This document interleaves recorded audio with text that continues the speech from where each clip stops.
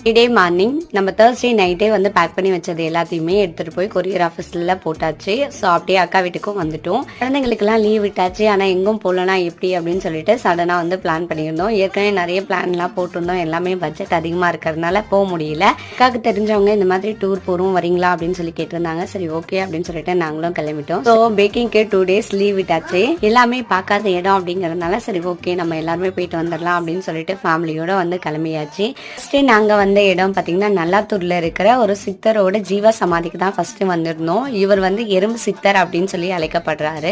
எதனால அப்படின்னா தன்னோட உடலே வந்து பார்த்தீங்கன்னா எறும்பு சாப்பிட்டு பசியாரட்டும் அப்படின்னு சொல்லிட்டு விட்டு அப்படியே ஜீவ சமாதி அடைஞ்சதுனால இவர் எறும்பு சித்தர் அப்படின்னு சொல்லி அழைக்கப்படுறாரு. இவர் வந்து சக்தி வாய்ந்தவர் அப்படின்னு சொல்றாங்க. அது மட்டும் இல்லாம இங்க நிறைய பெரிய யோகிகளும் நம்மளால பார்க்க முடியுது. அங்க வந்து அவருக்கு பிடிச்ச பலகாரத்தெல்லாம் படிச்சு அதே பிரசாதமா எல்லாருக்கும் கொடுக்குறாங்க. நெக்ஸ்ட் நாங்க எங்க போனோம் அப்படின்னு பாக்கிறதுக்கு சேனலை மறக்காம சப்ஸ்கிரைப் பண்ணிக்கோங்க.